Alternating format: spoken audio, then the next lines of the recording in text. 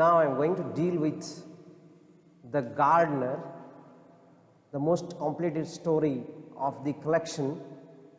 ಇಲ್ಲಿ ಪಿ ಲಂಕೇಶ್ ಅವರು ಒಂದು ರವೀಂದ್ರನಾಥ್ ಟ್ಯಾಗೋರ್ ಅವರ ಕಥೆ ಮೂಲಕ ನಾನು ಪಾಠವನ್ನು ಪ್ರಾರಂಭ ಮಾಡ್ತೀನಿ. ಒಬ್ಬ ಭಿಕ್ಷುಕ ಭಿಕ್ಷಾ ಬೇಡ್ತಾ ಅಲ್ಲಿ ಹೋಗ್ತಾ ಇರ್ತಾನೆ. ಹೋಗ್ಬೇಕಾದ್ರೆ ಬಂದು ನೋಡ್ತಾನೆ, ನನ್ನ ಜೀವನ ಮುಗಿಯ ಬಂದಿರುತ್ತೆ, ನನ್ನ ಜೀವನ ಹಾಗಾದ್ರೆ ಇನ್ಮೇಲೆ ಏನು ಇಷ್ಟೇ ಭಿಕ್ಷೆ ಬಿಡ್ತಾ ಹೋಗೋದಾ, ಆ ಭಿಕ್ಷೆ ಬಿಡ್ತಾ ಹೋಗೋದಕ್ಕೆ ಕೊನೆ ಇಲ್ವಾ, ಹಾಗಾದ್ರೆ ಏನು ಮಾಡಬೇಕು? ಆ ಊರೊಳಗೆ ಅವತ್ತು ಒಬ್ಬ ಮಹಾರಾಜ ಬರ್ತಾ ಇರ್ತಾನೆ. ಆ ಮಹಾರಾಜನ ಕಣ್ಣು ನನ್ನ ಮೇಲೆ ಏನಾದರೂ ಬಿದ್ದರೆ ನನ್ನ ಏನಾದರೂ ಈ ಭಿಕ್ಷೆ ಬಿಡೋ ಪ್ರವೃತ್ತಿ ಏನಾದರೂ ಬಂದಾಗ್ಬೋದು, ನನ್ನ ಶ್ರೀಮಂತಿಗೆ ಬರ್ಬೋದು ಅನ್ನೋ ಆಶೆಯಿಂದ ಅಲ್ಲೆಲ್ಲ ಜನ ನಿಂತಿರ್ತಾರೆ. ಮುಂದೆ ಹೋಗಿ ನಿಲ್ತಾನೆ. ಆ ರಾಜ ಬರ್ತಾನೆ. ಆ ರಾಜ ಬಂದು ಎಲ್ಲ ಜನರನ್ನು ಅವಲೋಕಿಸ್ತಾನೆ, ಈ ಭಿಕ್ಷುಕನ್ನು ಅವಲೋಕಿಸ್ತಾನೆ. ಆ ಭಿಕ್ಷುಕನ್ನು ಅವಲೋಕಿಸಿ ಕೊನೆಗೆ ತಾಯಿ ಇಲ್ಲೇ ಅಂಥೇಳಿ, ನೀ ಏನು ಭಿಕ್ಷೆ ಬೇಡಿ ತಾಯಿ ಇಲ್ಲೇ ಅಂಥೇಳಿ ಕೇಳ್ತಾನೆ. ಆದರೆ ಅವನಿಗೆ ಆ ರಾಜ ಅವ್ನಿಗೆ ಏನು ಕೊಡ್ತಾನೆ ಅಂತ ತಿಳ್ಕೊಂಡಿರ್ತಾನೆ. ಆದರೆ ಆ ಭಿಕ್ಷುಕನ ರಾಜ ಕೇಳಿದ್ದೆ ಅವನಿಗೆ ಆಶ್ಚರ್ಯ ಅನ್ನಿಸ್ಬಿಡ್ತದೆ. ಅತ್ಲಾಗಿತ್ಲ ನೋಡಿ ಒಂದು ಸಣ್ಣ ಕಾಳನ್ನು ಕೊಡ್ತಾನೆ. ಆ ಮನೆಗೆ ಹೋಗಿ ನೋಡ್ತಾನೆ, ರಾಜ ಕೊಟ್ಟಂಥ ಕಾಳನ್ನು ಅದು ಬಂಗಾರವಾಗಿ ಪರಿಣಮಿಸ್ತದೆ, ಪರಿವರ್ತನೆ ಹೊಂದಿರ್ತದೆ. ಆದರೆ ಈ ಸ್ಟೋರಿಯಿಂದ ಅವನು ವಿಚಾರ ಮಾಡ್ತಾನೆ, ಸಮಾಜದಿಂದ ದೇಶದಿಂದ ನಾವು ಬೇಕಾದಷ್ಟು ಪಡಿತೀವಿ, ಆ ಸಮಾಜಕ್ಕೆ ದೇಶಕ್ಕೆ ಏನು ಕೊಡಲ್ಲ ಅನ್ನುವಂಥ ಒಂದು ಕಥೆ ಮುಖಾಂತರ ಈ ಪಾಠವನ್ನು ಪ್ರಾರಂಭ ಮಾಡ್ತಿದ್ದಾನೆ. ದ ಗಾರ್ಡನರ್, ಇಲ್ಲಿ ಇದು ತೋಟದವನು ಅನ್ನುವಂಥ ಒಂದು ಕಥಾ ಸಂಕಲನದಿಂದ ತೆಗೆದುಕೊಳ್ಳಲಾಗಿದೆ.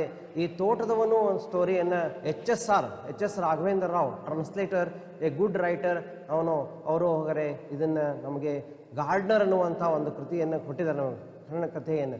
ಇಲ್ಲಿ ಪಿ ಲಂಕೇಶ್ರವರು ಅನೇಕ ಬರೆದಿರುವಂಥ ಕಥೆಯಲ್ಲಿ ಮನುಷ್ಯ ಸಂಬಂಧಗಳ ಸಂಕೀರ್ಣತೆಯನ್ನು ವಿವರಿಸಲಾಗಿದೆ. ಈ ಕಥೆ ನನಗೆ ಚನ್ನರಾಯಪಟ್ಟಣದ ಹತ್ತಿರದ ಒಂದು ತೆಂಗಿನ ತೋಟದಲ್ಲಿ ನಿಂತಿದ್ದ ಒಬ್ಬ ಮುದುಕನನ್ನು ನೋಡಿ ಹೊಳೀತು ಅಂತ ಹೇಳ್ತಾರೆ. ಹಾಗಾದರೆ ಆ ಕಥೆ ಪ್ರಾರಂಭಿಸ್ತಾರೆ. ಹಾಗಾದರೆ ಅವನ ಕಣ್ಣುಗಳಲ್ಲಿ ವಿಚಿತ್ರ ನೆನಪುಗಳು, ಜಾಣತನ.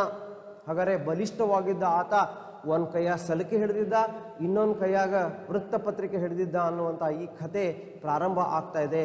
The gardener begins with such an ecstatic idea that it brings out human complexity of human relationship, human suffering, humanism, confusion and all that. The story has exposition ಅಂದರೆ ಪ್ರಾರಂಭ, ಆ ಸೆಟ್ಟಿಂಗ್ ಇದೆ, ಅದರಲ್ಲಿ ಇಂಟ್ರಡಕ್ಷನ್ ಆಫ್ ಕ್ಲೈಮ್ಯಾಕ್ಸ್ ಇದೆ. ಅಂದರೆ ಒಂದು ಅತ್ಯುನ್ನತ ಒಂದು ಶಿಖರಕ್ಕೆ ಕತೆ ಪ್ರಾರಂಭ ಮುಟ್ತದೆ. ಆ ಕತೆ ಅಷ್ಟೇ ಕತೆ ಕೆಳಗೆ ಬೀಳುತ್ತೆ ಅನ್ನುವಂಥ ಎಲ್ಲ ಕತೆಗಳ ಭಾಗಗಳು ಹಾಗಾದರೆ ಈ ಕಥೆಯಲ್ಲಿ ಕಂಡು ಬರ್ತವೆ. There are two stories in the gardener. One story is the story of the narrator who had a garden. He was looking for the same person like this Tammanna. Tammanna came to the garden. The story is set in the Channarayapattana. This is story set in Channarayapattana village, and the story brings out his eyes were suffused with strange memories, native intelligence and all that. The owner of the plantation needed the same man like this old man. The old man stayed there. When he entered the garden, the whole scene changed. All the income doubled or tripled, but the plantation expanded. The owner became lazy, and his wife was worried. And then she felt that he was engaged in some friendship, bad friendship, adultery and all that. This made the woman unhappy. She started to go to this old man to ask some solution for her problem. ಹಾಗಾದರೆ ಆ ಕಥೆಯಲ್ಲಿ ಏನು ಬರುತ್ತೆ, ಮೊದಲನೇ ಒಂದು ಪಾಠದಲ್ಲಿ ಆ narrator ಹೇಳ್ತಾನೆ, ಒಂದಿನ ಒಬ್ಬ ಮುದುಕ ಬರ್ತಾನೆ, ಬಂದು ಹಾಗಾದ್ರೆ ನನ್ನ ನೌಕರಿ ಕೊಡ್ರಿ, ನನಗೆ ಕೆಲಸ ಕೊಡ್ರಿ ಅಂತ ಕೇಳ್ತಾನೆ. ಹಾಗಾದ್ರೆ ಏನು ಕೆಲಸ ಬೇಕು ಅಂದಾಗೆ, ಆ ಒಂದು ತೋಟ ಒಂದು ನೋಡ್ಕೊಳ್ಳಿಕ್ಕೆ ಬೇಕಾಗಿರುತ್ತಂಥ ಒಬ್ಬ ವ್ಯಕ್ತಿ ನನಗೆ ಬೇಕಾಗಿದೆ ನನಗೆ ಅಂಥೇಳಿ ಆ ತೋಟ ನೋಡಿಕೊಳ್ಳುವಂಥ ವ್ಯಕ್ತಿ ಇವನೇ ಆಗಿರ್ತಾನೆ, ತಮ್ಮಣ್ಣ ಆಗಿರ್ತಾನೆ. ಹಾಗಾದ್ರೆ ಬಂದಾಗೆ ಅಲ್ಲಿ ಎಲ್ಲ ದೃಶ್ಯ ಬದಲಾವಣೆ ಆಗುತ್ತೆ. ಅಲ್ಲಿ ಸಣ್ಣ ಸಣ್ಣ ಕಳುವುಗಳು ನಿಲ್ತವೆ. ಹಾಗಾದರೆ ಅಲ್ಲಿ ತೋಟದಲ್ಲಿ ಒಂದು ಆದಾಯ ಹೆಚ್ಚೆ ಬರುತ್ತೆ.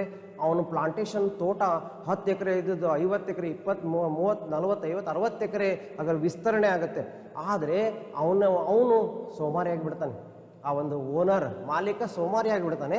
ಆ ಸೋಮಾರಿ ಆದಮೇಲೆ ಅವನ ಹೆಂಡತಿಗೆ ಚಿಂತೆ ಸ್ಟಾರ್ಟ್ ಆಗುತ್ತೆ. ಹಂಗೆ ನನ್ನ ಗಂಡ ನನ್ನ ಕೈಯಿಂದ ತಪ್ಪಿಬಿಡ್ತಾನೇನೋ, ವ್ಯಭಿಚಾರದಲ್ಲಿ ಅವನು ಎಂಗೇಜ್ ಆಗಿದ್ದಾನೋ ಅಂಥೇಳಿ ಅವಳಿಗೆ ಹಾಗಾದ್ರೆ ಸಂಶಯ ಬರ್ತದೆ. ಅದಕ್ಕೆ ಬಂದು ಆ ತಮ್ಮಣ್ಣನ ಹತ್ರ ಬಂದು ಕೇಳ್ತಾಳೆ, ನನ್ನ ಒಂದು ಸಮಸ್ಯೆಗೆ ನೀನು ಸೊಲ್ಯೂಷನ್ ಕೊಡು.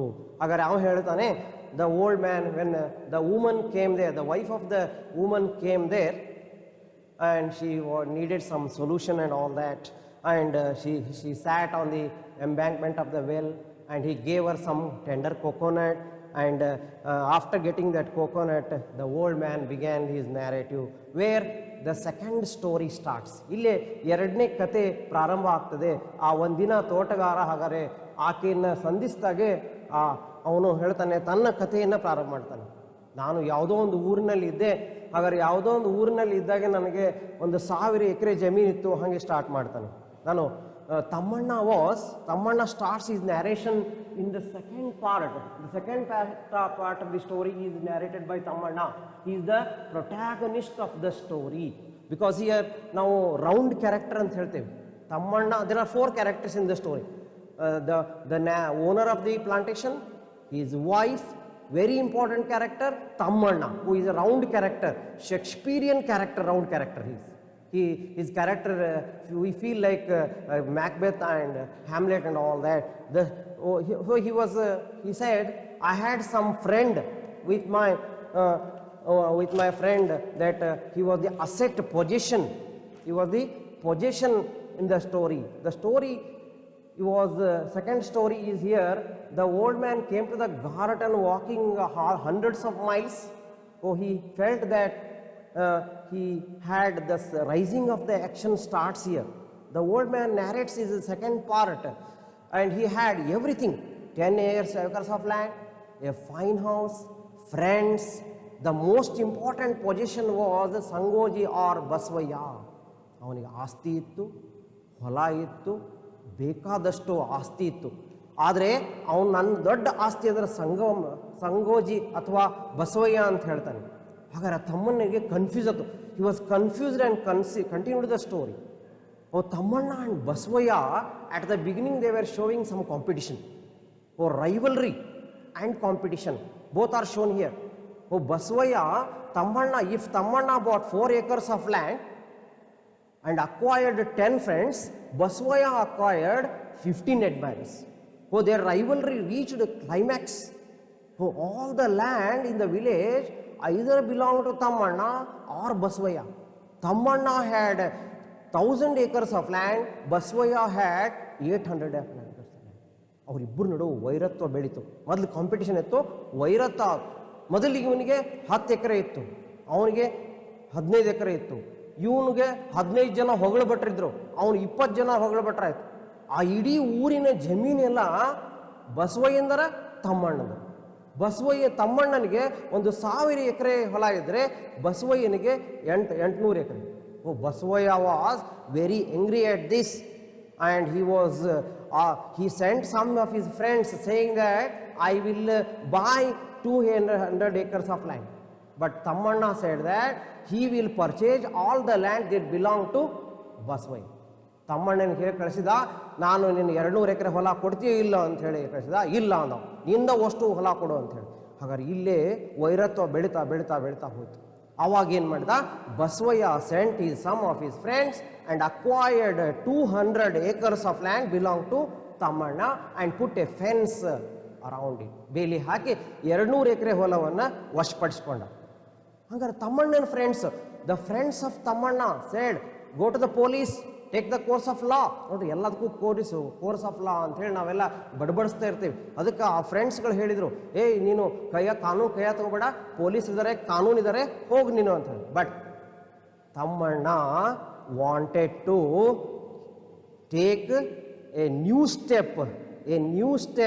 He was in search of a method that could destroy Basvaya completely. Here we are going to see the climax of the story here. What he did, he composed some ballads, poems, and sang them in public. ನೀವು ಹುಡುಗರು ಕೇಳ್ಬೋದು, what is the theme of Tammanna's poems? Cruelty and meanness of Basavaya. Wherever he went, he started to go on telling the poems of Tammanna. Oh, Tammanna became very popular. Oh, this is the effect of poetry. Tammanna became very popular. This can't be done by Basavayya. ಬಸವಯ್ಯನಿಗೆ ಹಾಡಕ್ಕೆ ಬರಲಿಲ್ಲ, ಬಸವಯ್ಯನಿಗೆ ಕವಿತೆಗಳನ್ನು ಪ್ರವೇಶ ಬರಲ್ಲ.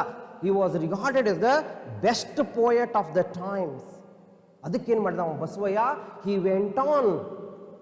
Vent on to build a palace and then appointed a number of people just to praise him. He decorated his house with gold, silver, diamonds and all that.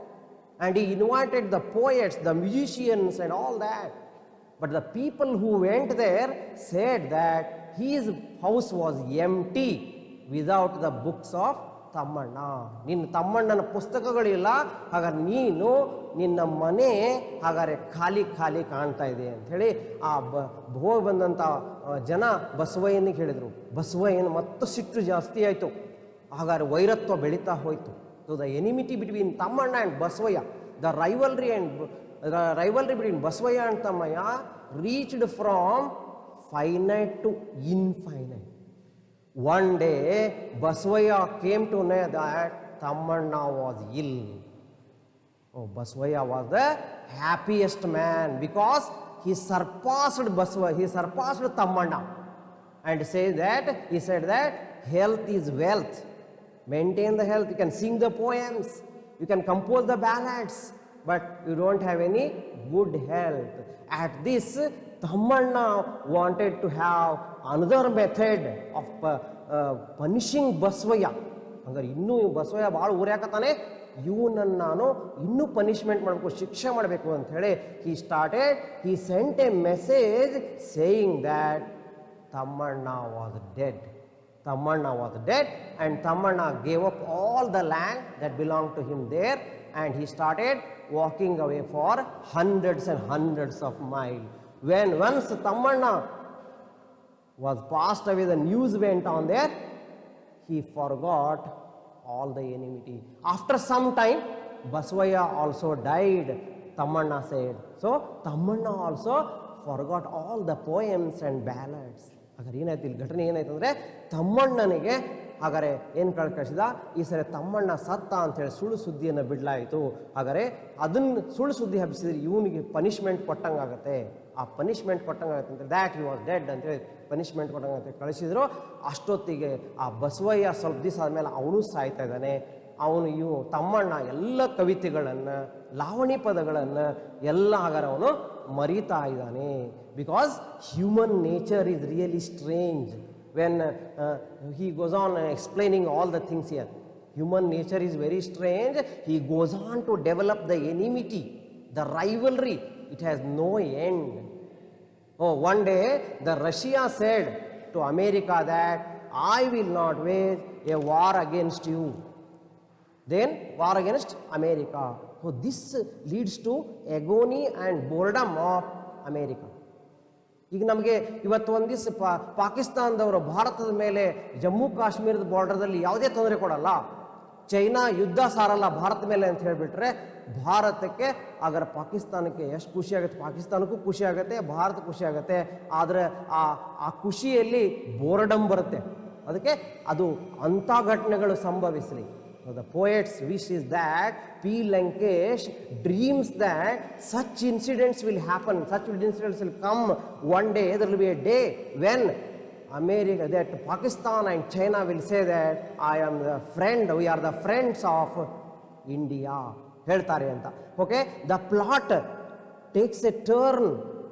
Finally, he asked her to take the whole story as a dream and not to take his word seriously. ನಾನು ಹೇಳಿದಂಥ ಕಥೆಯನ್ನು ಭಾಳ serious ಆಗಿ ತಗೋಬೇಡ, ಹಾಗಾದರೆ ಅದನ್ನು ಒಂದು ಕನಸನ್ನು ಕಾಣು ಅಂಥೇಳಿ. ಹಾಗಾದರೆ the plot takes a turn from physical to psychological to spiritual form, because common man now being influenced by the global forces, globalization, industrialization and all idealization, they have put the life, man's life into dull things. For the author in the first part Thammanna he is in the second part, and third person narrative to be objective, okay. The poem, the story brings out the mystery of human relationship.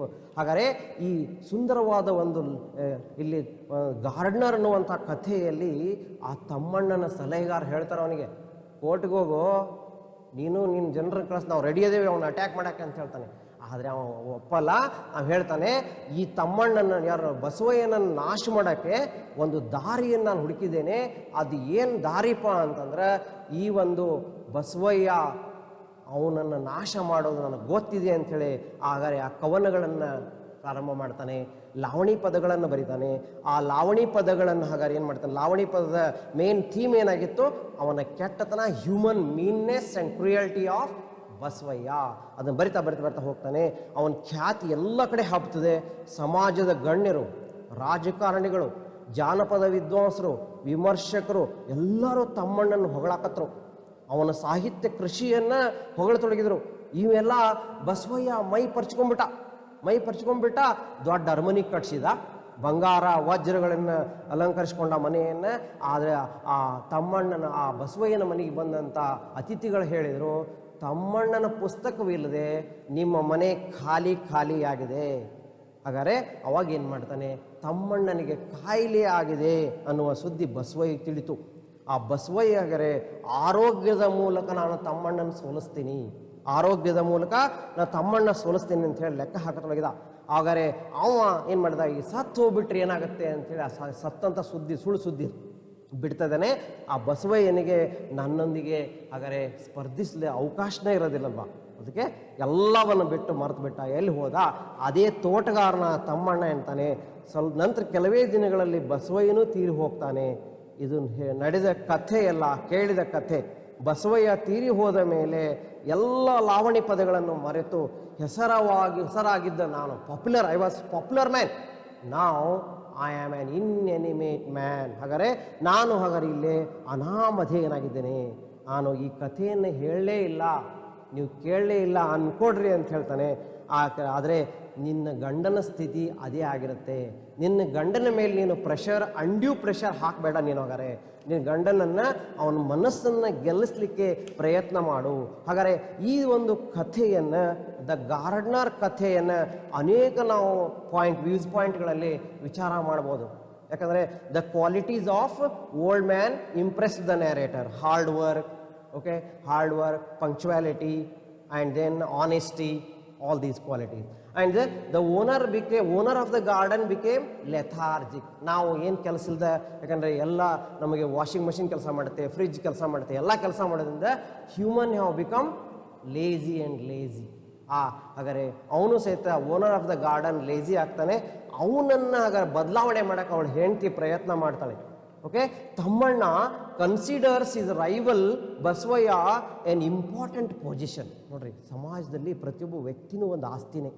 ಸಮಾಜದಲ್ಲಿ ಬಸವಯ್ಯ ಅನ್ನುವಂಥ ಆಸ್ತಿ ಅಂತ ಹೇಳ್ತಾನೆ. ಅವನ ವೈರಿದ್ರು ಆಸ್ತಿ ಅಂತ ಕೇಳ್ತಾನೆ. There lies the greatness of Thammanna. Okay, Thammanna, Basavayya started inviting the scholars and musicians to his palace in order to shine himself, compete himself to Tammanna. But he was unsuccessful. Why? The art has won. His ballads have won. His music has won. His poetry has won. Poetry can reach any hearts. Tammanna decides to give up everything and leave the place because he wants to put an end to the rivalry. ಇದು ಬೇಕು. ನಮ್ಮಲ್ಲಿ ನಾವು ಹಾಗಾದರೆ enmity, rivalry ಬಿಟ್ಟರೆ ನಾವು ಉದ್ಧಾರ ಆಗ್ತೇವೆ. ಇಲ್ಲಪ್ಪ ಅಂದ್ರೆ ನಾವು ಉದ್ಧಾರ ಆಗೋದಿಲ್ಲ. We have to put an end to the rivalry. And Thammanna forgets his songs and ballads because there was no rival for him, because rival Basavaiah is also dead and gone. So Thammanna forgets all the stories and ballads and he avenges himself. ನಿಮಗೆ ಕೇಳ್ಬೋದು, secondary ವಿದ್ಯಾರ್ಥಿಗಳು ಕೇಳ್ಬೋದು, ಹಂಗಾರೆ ನಾವು ಆ ಒಂದು enmity ಅಥವಾ ಶತ್ರುತ್ವದಲ್ಲಿ, ಆ ಸ್ಪರ್ಧೆಯಲ್ಲಿ ಹಾಗಾದ್ರೆ ಏನಾಗುತ್ತೆ, ಆ ಸ್ಪರ್ಧೆ ಮನುಷ್ಯನನ್ನು ಯಾವ ರೂಪಕ್ಕೆ ಕಳಿಸುತ್ತೆ, ಆ ಸ್ಪರ್ಧೆ ಮನುಷ್ಯನನ್ನು ನಾಶ ಮಾಡುತ್ತೆ. ಸ್ಪರ್ಧೆ ಇರಬೇಕು, ಕಾಂಪಿಟಿಷನ್ ಇರಬೇಕು. ಕಾಂಪಿಟೇಷನ್ ಇರಬೇಕು, ರೈವಲ್ರಿ ಆ ಮನುಷ್ಯನನ್ನು ಯಾವ ಸ್ಥಿತಿಗಾದರೂ ಕಳಿಸಬಹುದು. Okay, we can have some points here. The owner's life changes after the arrival of the old man. The owner became lazy, he becomes lethargic, he started to engage in himself in with all friendship with some people, and then he was engaged in adultery. He was engaged in adultery and he went on to wander here and there, and this made the wife of the owner unhappy. And my husband is going to miss from me. ನಾನು ನನ್ನ ಗಂಡನ ಕಳ್ಕೊಳ್ತೀನಿ, ನನ್ನ ಗಂಡನ ಉಳಿಸ್ಕೋಬೇಕಂದ್ರೆ ನಾನು ಆ ಒಂದು ಮುದುಕನ ಹತ್ರ ನಾನು ಹೋಗಬೇಕು ಅಂಥೇಳಿ ಆ ಕಥೆ ನಾವು ಪರಿಹಾರವನ್ನು ಕಾಳ್ತಾಳೆ. ಹಾಗಾದರೆ ನೀವು ಕೇಳ್ಬೋದು, ಆ ತಮ್ಮಣ್ಣನ ಫ್ರೆಂಡ್ಸ್ ಅವನಿಗೇನು ಅಡ್ವೈಸ್ ಕೊಟ್ಟರು? ಬೇರೆ ನಮ್ಮ ಫ್ರೆಂಡ್ಸ್ ಕೊಡ್ತಾರಲ್ಲ ನಮ್ಗೆ ಅಡ್ವೈಸ್ಗಳನ್ನು, go to the court, go to the law, ಕಾಯ್ದೆ ಕಾನೂನು. ಹಾಗಾದರೆ ಆ ಕಾಯ್ದೆ ಕಾನೂನು ಹಾಗಾದರೆ ಮನುಷ್ಯನನ್ನು ಸೋತವ ಗೆದ್ದ, ಗೆದ್ದವ ಸೋತವ ಸತ್ತ ಅಂತ ಹೇಳ್ತಾರೆ ಲಾದೊಳಗೆ.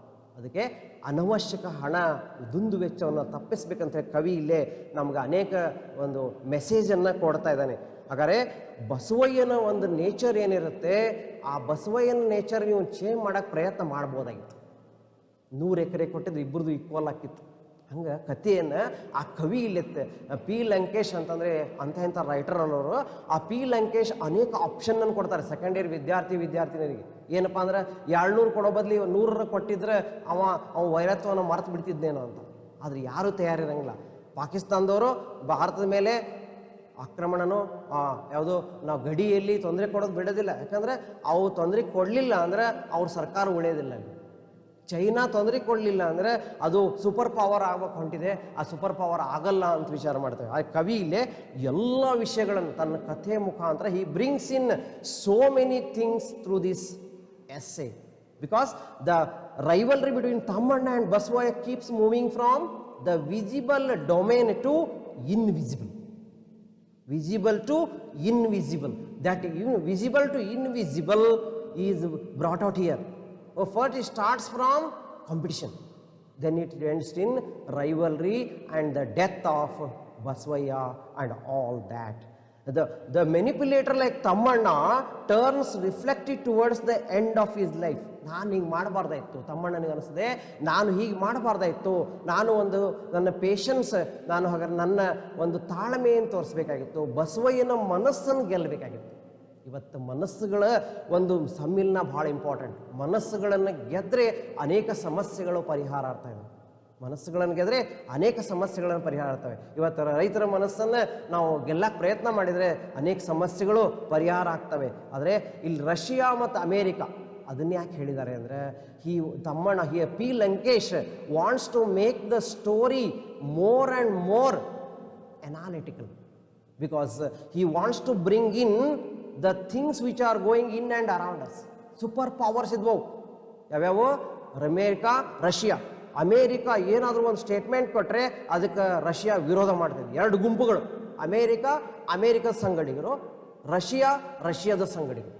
ಹಿಂಗೆ ಅಮೇರಿಕಾ ಆದರೆ ರಷ್ಯಾ ಹೇಳ್ಬಿಡ್ತದೆ ನಾನು ಇನ್ಮೇಲೆ ಯುದ್ಧ ಮಾಡಲ್ಲ ಅಂತ ಹೇಳ್ಬಿಡ್ತಪ್ಪ ಅಂದರೆ ಆವಾಗೆ ಇಡೀ ಜಗತ್ತಿಗೆ ಹಾಗಾದ್ರೆ ಏನಾಗುತ್ತೆ, ಒಂದು ಮಾದರಿ ಆಗುತ್ತೆ. ಅಂಥ ಅಮೇರಿಕಾ, ಅಂಥ ರಷ್ಯಾ, ಹಾಗಾದರೆ ಅಂಥ ಚೈನಾಗಳು ಬೇಕಂತ ಹೇಳ್ತಾನೆ ಕವಿ. ಹಾಗಾದ್ರೆ ಇಲ್ಲಿ here the story employs multiple narratives. The first narration is the sketch of Tammanna, who is the protagonist story, one in the first person, and the second story technique is narrated by Tammanna.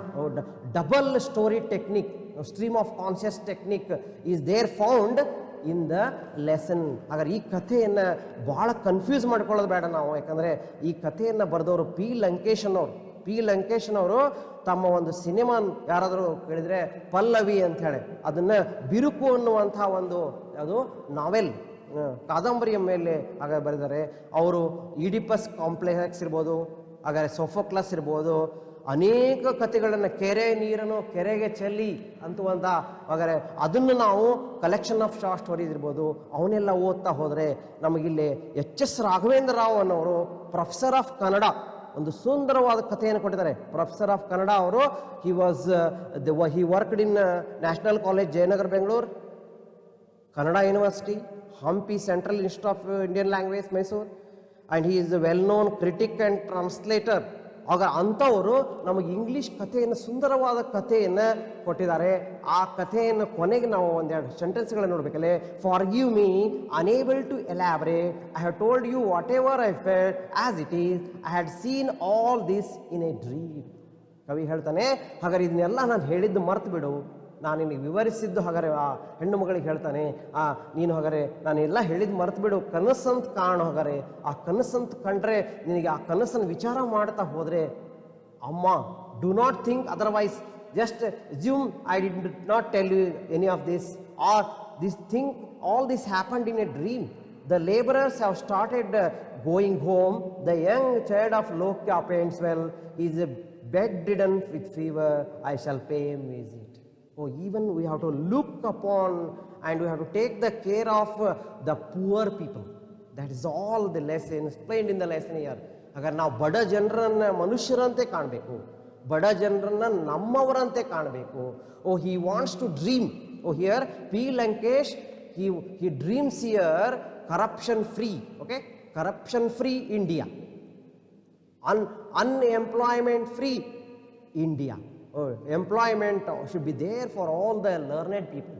Oh, he wants to see India a superpower with goodwill, superpower with goodwill.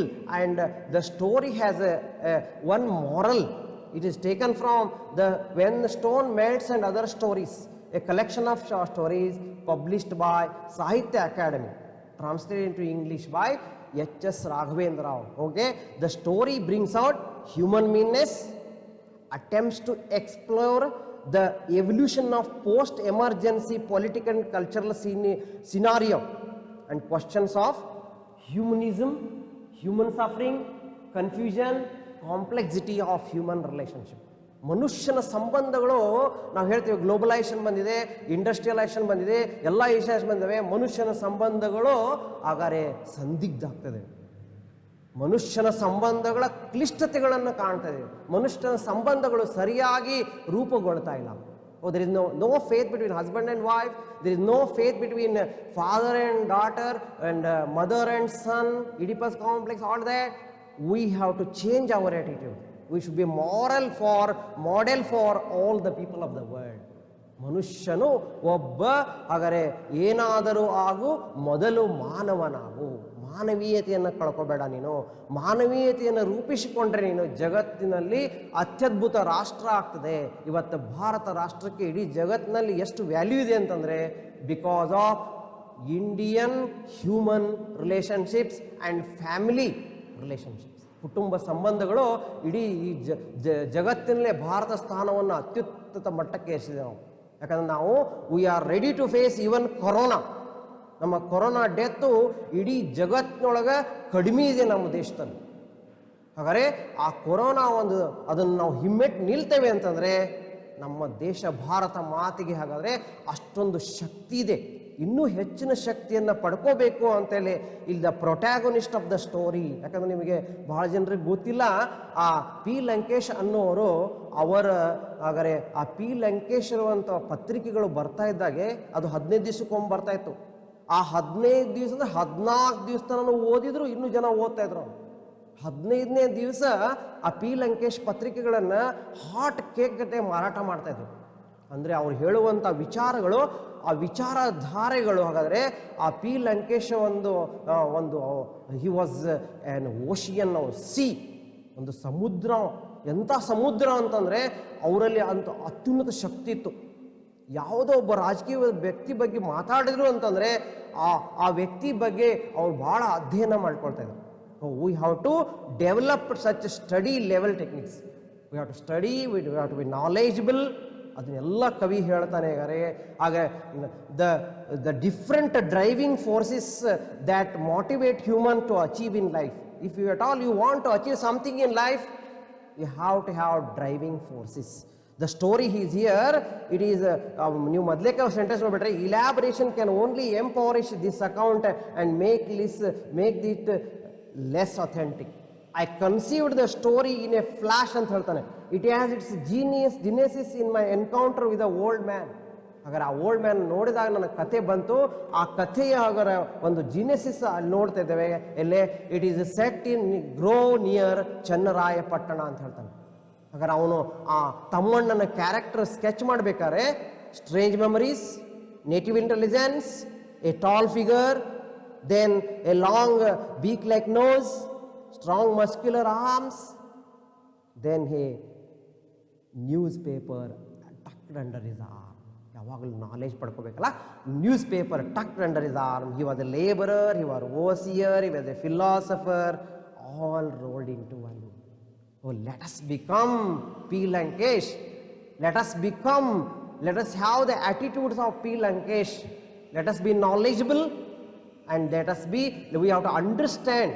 ನಮ್ಮ ಕಿವಿಗಳು ಇಡೀ ಜಗತ್ತಿನ ಘಟನೆಗಳಿಗೆ ಯಾವಾಗಲೂ ತಕ್ಕೊಂಡಿರ್ಬೇಕು. ನಾವು ಆ ಘಟನೆಗಳನ್ನು ತಕ್ಕೊಂಡಿಟ್ಕೊಂಡ್ರೆ ನಾವು ಯಾವುದೇ ಒಂದು ಸಮಸ್ಯೆಯನ್ನು ನಾವು ರೀಚ್ ಆಗ್ಬೋದು. ಅದಕ್ಕೆ ಹೇಳ್ತಾನೆ ಅವನು, man needs wealth, education, art, many more things, but he always lives in vengefulness. ಮನುಷ್ಯನಿಗೆ ಸಂಪತ್ತು ಬೇಕು, ಶಿಕ್ಷಣ ಬೇಕು, ಕಲೆ ಬೇಕು, ಎಲ್ಲಕ್ಕೂ ಬೇಕು.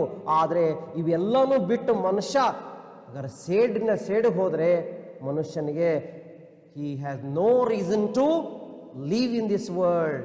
Oh, this is not a real story, only what I have heard somewhere. ಎಲ್ಲೋ ಒಂದು ಕಥೆ ಕೇಳಿದ್ದೇನೆ, ಅದನ್ನು ಬರೆದಿದ್ದೇನೆ ಅಂತ ಹೇಳ್ತಾನೆ. I am just an old man. ನೋಡ್ರಿ, ಅವನಿಗೆ ನಾಲೆಜ್ ಇದೆ. Expert in agriculture, expert in poetry, singing, ballads ಅಷ್ಟಿದ್ದು I am an old man in this garden ಅಂತ ಹೇಳ್ತಾನೆ. ಅಂದರೆ ಅವು ಎಲ್ಲ ಇದ್ದು ಏನಿಲ್ಲದ ಹಾಗೆ ಹೇಳ್ತಾನೆ. I conceived the story of Tammanna and Basavayya when all of a sudden Russia told America, I am not your enemy, I shall not wage a war against you. The reaction of America, the sworn enemy of Russia to this declaration. Oh, the story brings out so many things. The story brings out so many things. Oh, he wants to destroy Basavaya. He wished to destroy Basavaya. Found a new method of punishing Basavaya through his poems, ballads. The main theme of the ballads and poems were suffering, human suffering, the meanness, the cruelty of Basavaya. ಹಾಡ್ತಾ ಎಲ್ಲ ಕಡೆ ಹಾಡ್ತಾ ಹೋದ. ಆ ಹಾಡು ಮನುಷ್ಯನ ಹೃದಯಕ್ಕೆ ಮುಟ್ಟಿತು. ಆ ಮನುಷ್ಯನ ಹೃದಯಕ್ಕೆ ಮುಟ್ಟಿದಂಥ ಹಾಡು ಮನುಷ್ಯನ ಹೃದಯನ ಬಿಟ್ಟು ಹೋಗಲಿಲ್ಲ. ಇವು ಬೇಕಾದ ಮಾಡಿದ, ಮನೆ ಕಟ್ಟಿದ, ಅರಮನೆ ಕಟ್ಟಿದ, ಬಂಗಾರ ಬೆಳ್ಳಿ ಆಸ್ತಿ ಎಲ್ಲ ತಂದಿಟ್ಟ. ಹೋದಂಥ ಜನ ಹೇಳಿದರು, ನಿಮ್ಮ ಮನೆ ಎಲ್ಲ ಆಯ್ತಪ್ಪ, ಅದು ಏನು ಬೇಕಾಗಿತ್ತಲ್ಲ, ತಮ್ಮಣ್ಣನ ಪುಸ್ತಕಗಳಿಲ್ಲ ಅಂತ ಕೊನೆಗೆ ಬಂದಲ್ಲ. This is the importance of books. My name is Thammanna. After his death I forgot all my songs and ballads. I who was once a famous popular poet of all times and they celebrate ಮಾಡಿದ್ರು. Now I have become a non-entity. Then I avenged myself. Thammanna ಹೇಳ್ತಾನೆ, ನಾನು ನನ್ನ ತಪ್ಪನ್ನು ಒಪ್ಪಿಕೊಳ್ತೇನೆ ಅಂತ ಹೇಳ್ತಾನೆ. ಈ ರೀತಿ ವೈರತ್ವವನ್ನು ಬೆಳೆಸಬಾರ್ದಾಗಿತ್ತು, ನಾನು ತಿದ್ದುಕೊಳ್ಳೋಕೆ ಪ್ರಯತ್ನ ಮಾಡಬೇಕಿತ್ತು. ಆದರೆ ಇವಾಗ ಬಸವಯ್ಯನೂ ಇಲ್ಲ, ಯಾರೂ ಇಲ್ಲ. ಅದಕ್ಕೆ ನಾವು ಸೆಕೆಂಡ್ ಇಯರ್ ವಿದ್ಯಾರ್ಥಿಗಳು ಒಳ್ಳೆಯ ಸ್ವಭಾವವನ್ನು ಬೆಳೆಸ್ಕೊಂಡು, ಒಳ್ಳೆಯ ನೇಚರನ್ನು ಬೆಳೆಸ್ಕೊಂಡು, ಹೆಲ್ಪನ್ನು ಮಾಡ್ತಾ ಹಾಗಾದ್ರೆ ನಮ್ಮ ಸ್ಟಡಿಯನ್ನು ಮುಂದುವರಿಸ್ತಾ ಹೋಗ್ತಂತೆ. Thank you one and all.